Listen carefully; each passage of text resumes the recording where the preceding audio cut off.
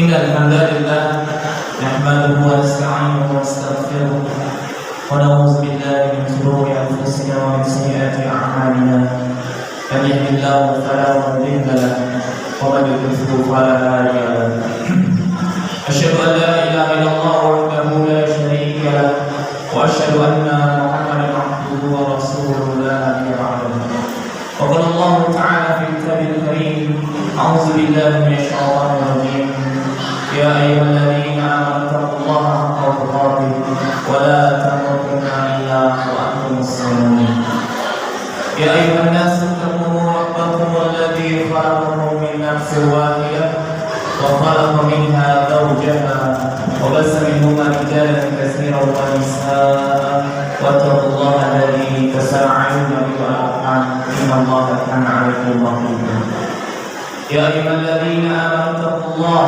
وقولوا قولا سديدا يصلح لكم أعمالكم ويغفر لكم ذنوبكم ومن يطع الله ورسوله فقد فاز فوزا عظيما أما بعد فإن أصدق الحديث كتاب الله وخير الهدى هدى محمد صلى الله عليه وسلم وشر الأمور محدثاتها وكل محدثة بدعة وكل بدعة ضلالة وكل ضلالة في النار.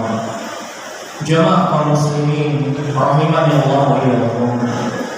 Alhamdulillah, segala puji bagi Allah Subhanahu wa taala. Bersyukur kita kepada Allah Rabbul Alamin atas nikmat yang Allah Subhanahu wa taala berikan kepada kita semua, sehingga kita masih bisa diberikan kesehatan oleh Allah Subhanahu wa taala, dan kita pula diberikan dengan kesehatan itu kesempatan untuk melaksanakan kewajiban ketaatan kepada Allah Subhanahu wa taala. Dan bersyukur juga kepada Allah Subhanahu wa taala sampai detik hari ini kita semua masih bisa dipertemukan oleh keluarga, masih bisa dipertemukan oleh orang tua, masih bisa dipertemukan oleh tetangga dan orang-orang terdekat lainnya. Maka itu jamaah kaum muslimin rahimani Allah wa iyyakum, nikmat yang Allah Subhanahu wa taala berikan pada kita tidak terbatas dan tidak terhingga. Marilah kita sama-sama aplikasikan bentuk nikmat yang diberikan oleh Allah Subhanahu wa taala dengan ketundukan dan kepatuhan kepada Allah Subhanahu wa taala, serta selalu meningkatkan kualitas keimanan dan ketakwaan kepada Allah Subhanahu wa taala. Karena iman dan takwa adalah sebaik-baiknya bekal bertemu dengan Allah Subhanahu wa taala. Lalu yang selanjutnya jamaah kaum muslimin rahimani Allah wa iyyakum, yaitu tidak lupa juga selalu kita bersalawat kepada Nabi sallallahu alaihi wasallam. Basahi lisan-lisan kita dengan bersalawat kepada Nabi sallallahu alaihi wasallam di setiap waktu yang luang atau waktu-waktu yang bisa kita tunjukkan untuk bersalawat kepada Rasulullah sallallahu alaihi wasallam.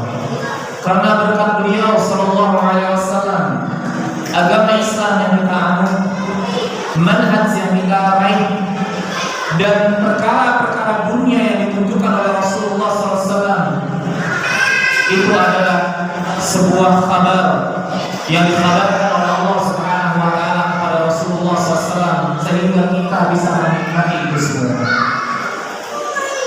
Jamaah kaum muslimin rahimani Allah wa iyyakum, pada kesempatan kali ini khatib akan membawakan sebuah tema dengan judul Untukmu Wahai Para Anak. Jika di bulan yang lalu khatib telah mengingatkan tentang para ayah, maka saat ini khatib mengingatkan untuk kita semua para laki-laki yang telah menjadi anak daripada orang tua kita semuanya. Poin yang pertama yang harus diketahui bahwa perintah berbakti kepada orang tua, birrul walidain, adalah perintah Allah dan Rasulnya. Allah Subhanahu wa taala berfirman, "A'udzubillahi as-sami'il minasyaitonir rajim.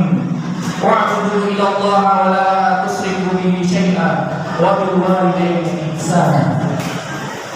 Allah Subhanahu wa taala telah berfirman, sembahlah Allah Subhanahu wa taala saja. Janganlah engkau melakukan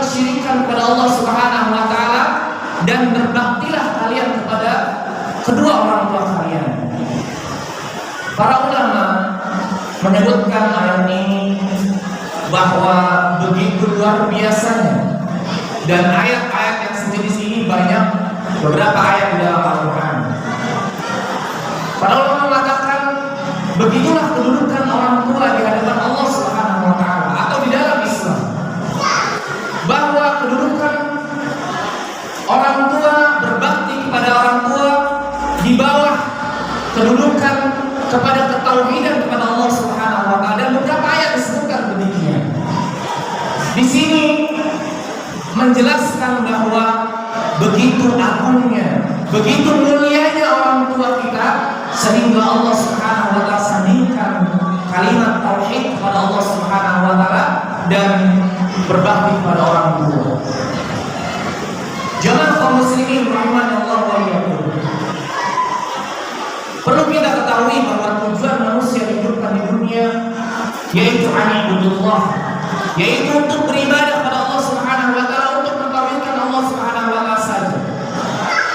Bahkan ketika dijelaskan sebuah hadis yang menjelaskan tentang amanah yang telah diberikan oleh Allah Subhanahu wa Ta'ala kepada gunung-gunung, kepada langit, kepada bumi dan seluruh makhluk Allah Subhanahu wa Ta'ala, mereka enggan menerima amanah tersebut, maka amanah itu dipegang oleh pundak-pundak manusia, yaitu amanah itu adalah tauhid.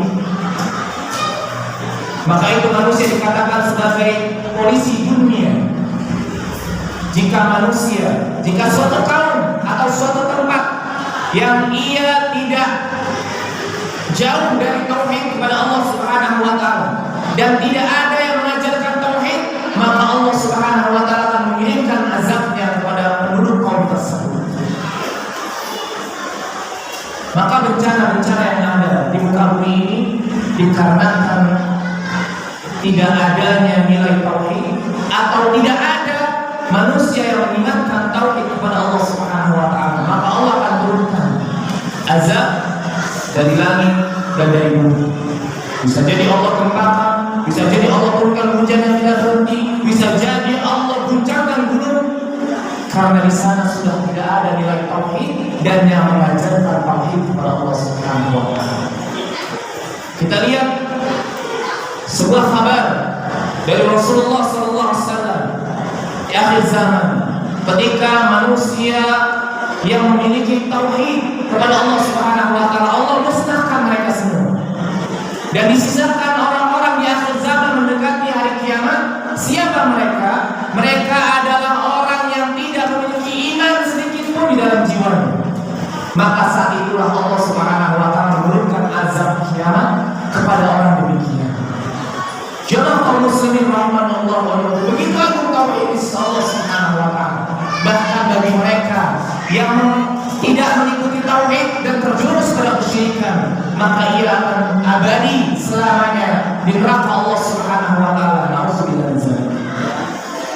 Tetapi poin yang paling penting dalam nilai tauhid dalam ayat ini adalah Allah sandingkan kedudukan orang tua setelah kedudukan tauhid.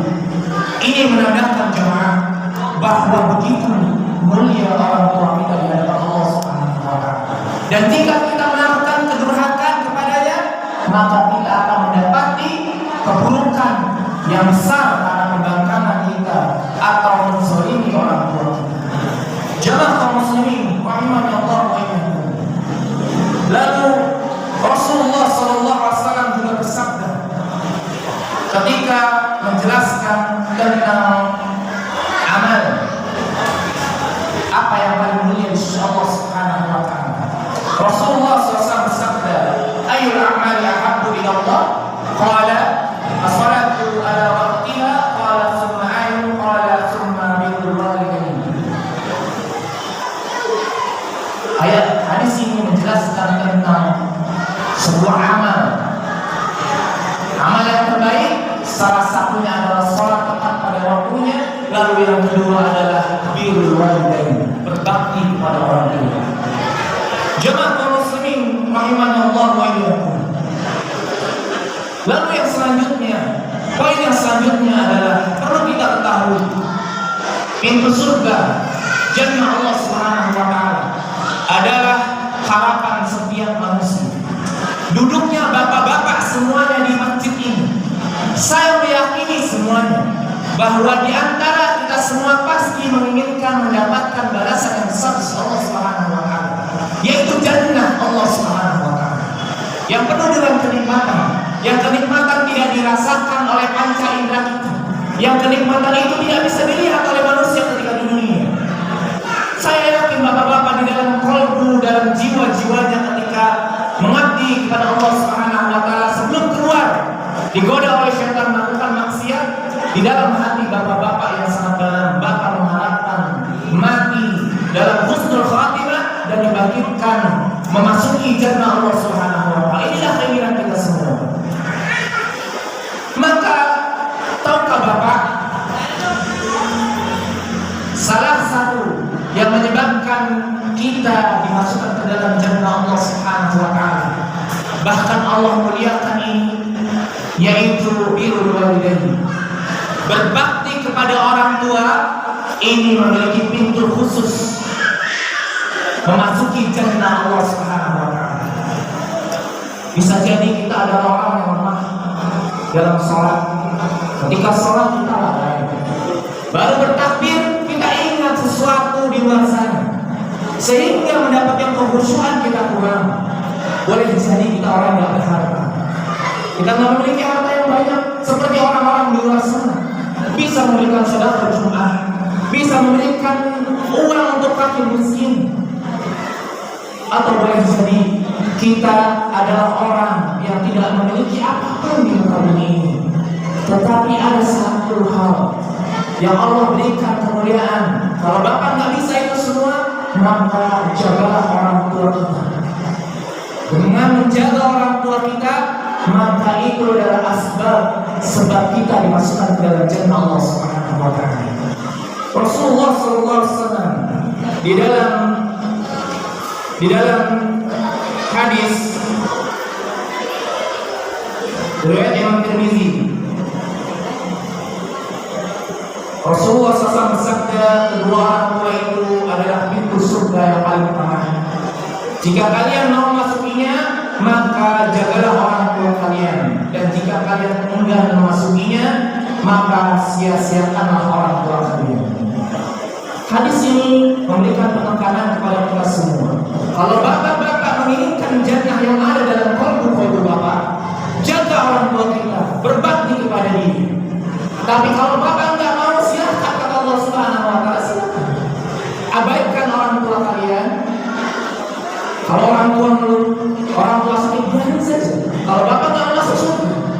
Tapi jika bapak-bapak semuanya ingin masuk jannah Allah Subhanahu wa taala, keluhan apapun yang terjadi sama orang tua adalah Tuhan bapak.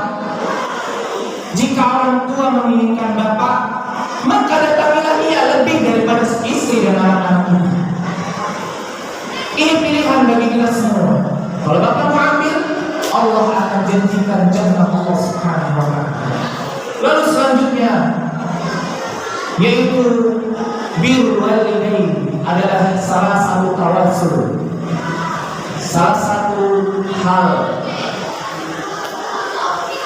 ketika di dunia ini, salah satu harapan kita, salah satu amal yang bisa menjadikan diri kita menjadi harapan kepada Allah Subhanahu wa taala ketika kita berdoa.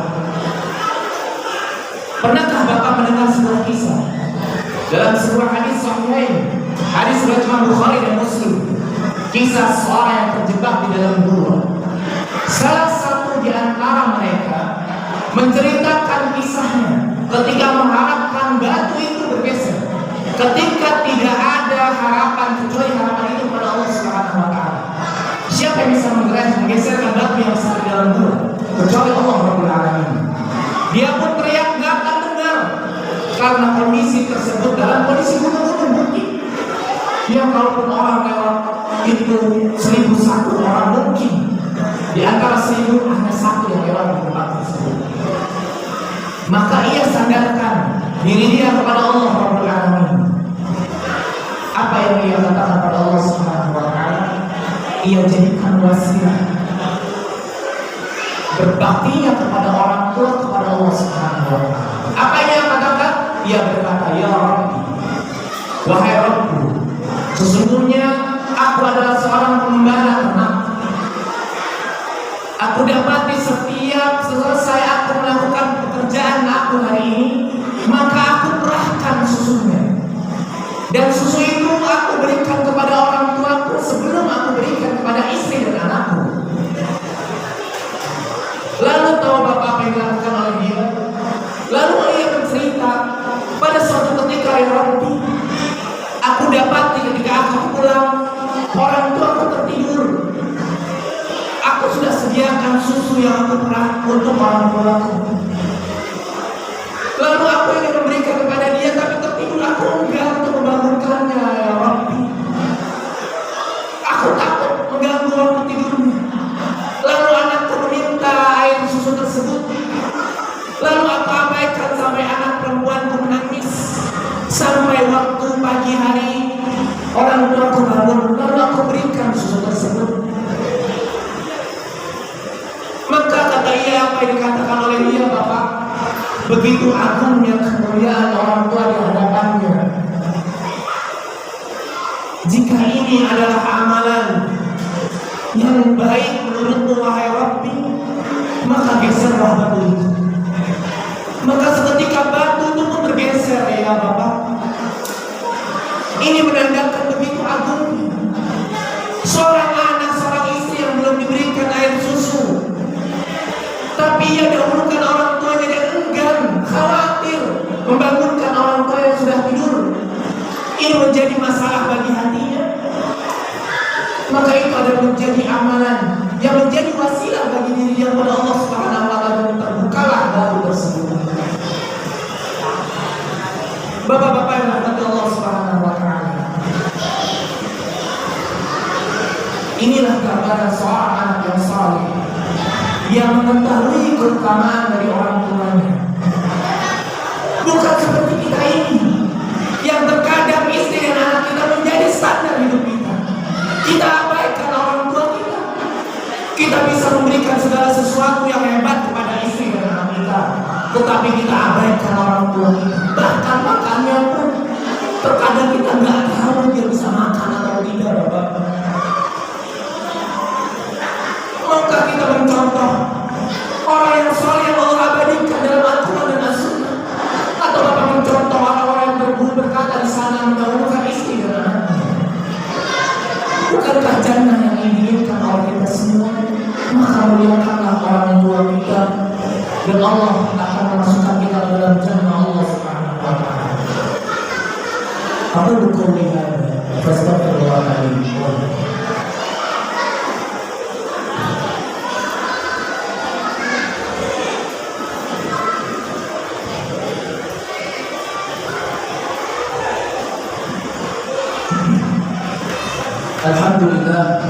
Alhamdulillah Rabbil alamin, wassalatu wassalamu ala asyrafil anbiya'i wal mursalin wa ala alihi wa ashabihi wa man tabi'ahum bi ihsan ila yaumiddin.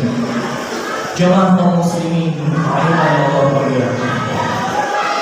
Di khutbah kedua ini, khatib mengingatkan kepada diri dan bapak-bapak semuanya, para anak yang belum bisa mengabdi kepada orang tua.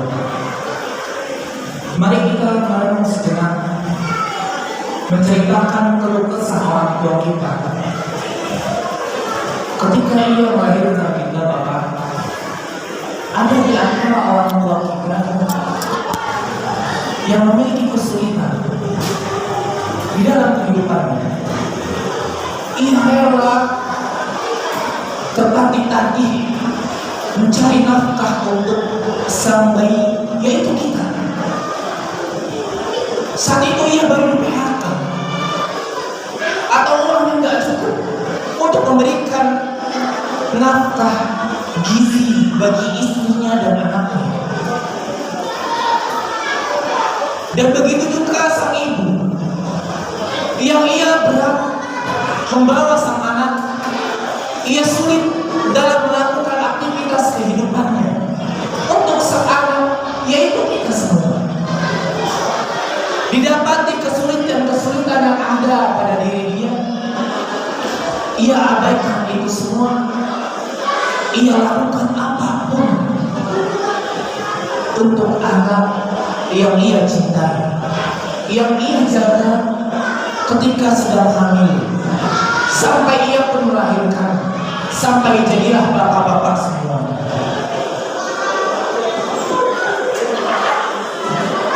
Ada sebuah kisah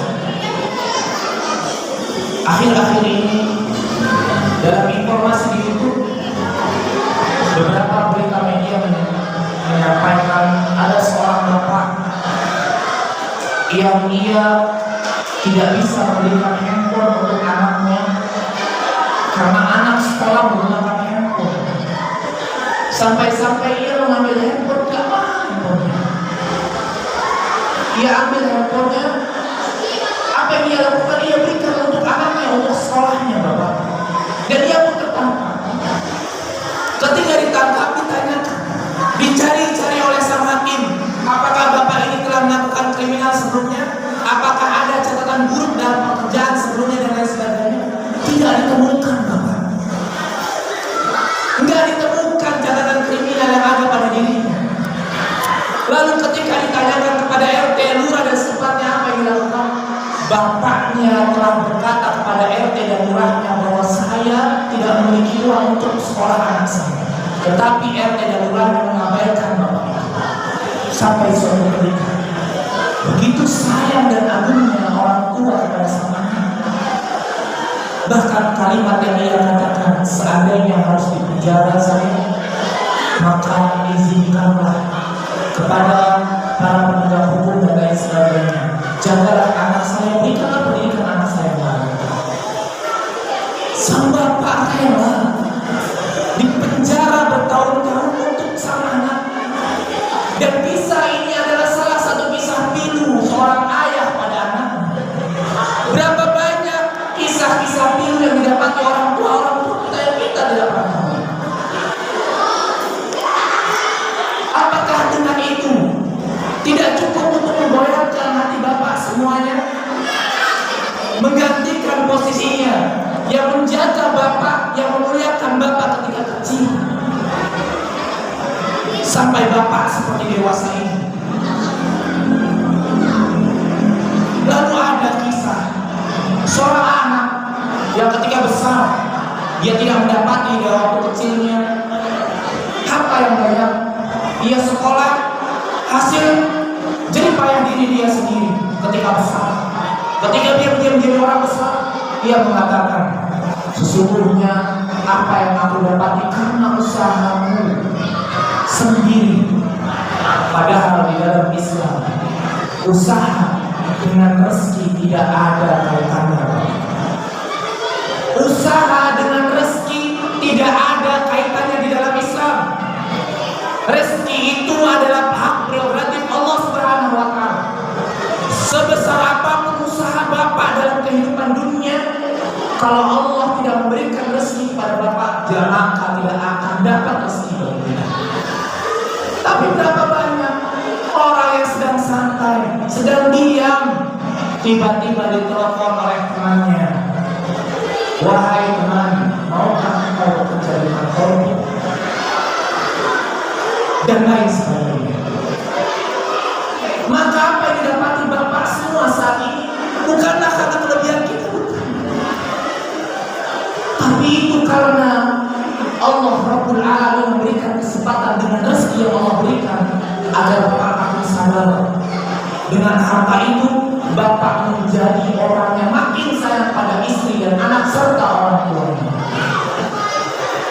Tetapi keangkuhan, bisikan setan yang syahdu masuk dalam aliran jiwa, seakan-akan kita adalah orang yang hebat karena usaha yang kita lakukan.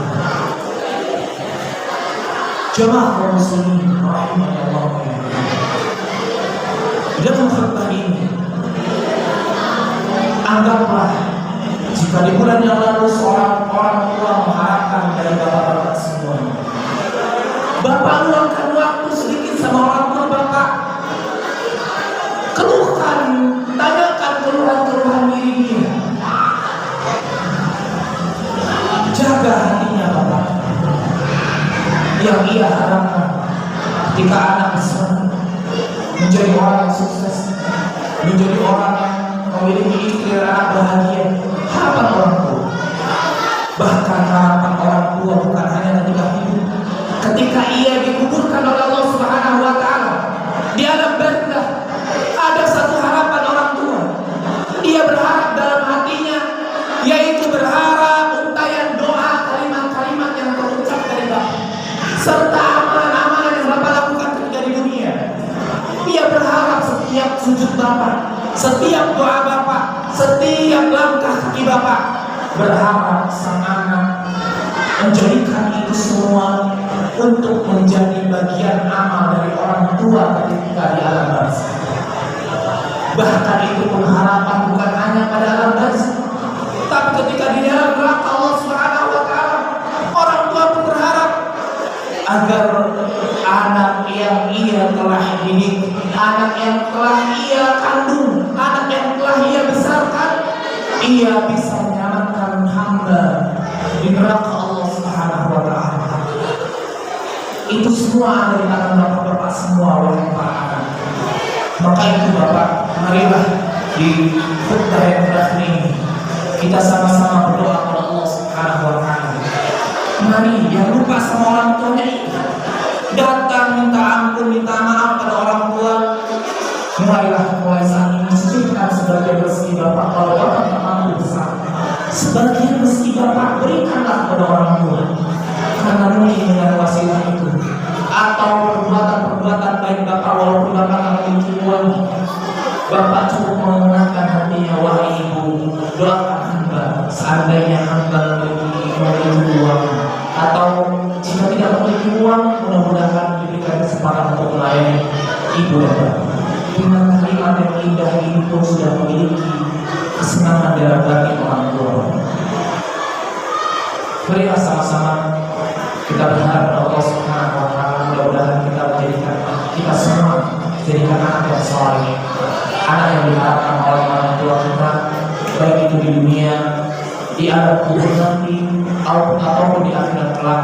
Dan mudah-mudahan kita bisa menjadi wasilah untuk orang tua kita masuk di jannah Allah Subhanahu wa Ta'ala. Dan kita juga berharap agar kita semua, kita, istri, anak, dan orang tua kita sama-sama dimasukkan ke dalam jannah Allah Subhanahu wa Ta'ala. Amin amin ya rabbal alamin. Inna Allah wa malaikatahu yusholluna 'alan nabi ya ayyuhalladzina amanu shallu 'alaihi wa sallimu taslima. Allahumma shalli 'ala Muhammad wa 'ala ali Muhammad kama shallaita 'ala Ibrahim wa 'ala ali Ibrahim innaka Hamidum Majid. Allahumma barik 'ala Muhammad wa 'ala ali Muhammad kama barakta 'ala Ibrahim wa 'ala ali Ibrahim innaka Hamidum Majid. Allahumma ighfir lil muslimina wal muslimat wal mu'minina wal mu'minat al ahya'i wal amwat innaka sami'un qarib mujibud da'wat. Rabbana zalamna anfusana wa in lam taghfir lana wa tarhamna lanakunanna minal khasirin. Allahumma ighfir li walidayya warhamhuma kama rabbayani shaghira. Allahumma inni as'aluka ilman nafi'an wa rizqan thayyiban wa 'amalan mutaqabbalan. Allahumma ya muqallibal qulub tsabbit qalbi 'ala dinik. Allahumma ya musarrifal qulub sarrif qulubana ala ta'atik. Rabbana atina fid dunya hasanah wa fil akhirati hasanah wa qina adzabannar. Wa sallallahu ala nabiyyina wa sallam tasliman katsiran wa akhiru da'wana alhamdulillahi rabbil alamin. Aqimus shalah.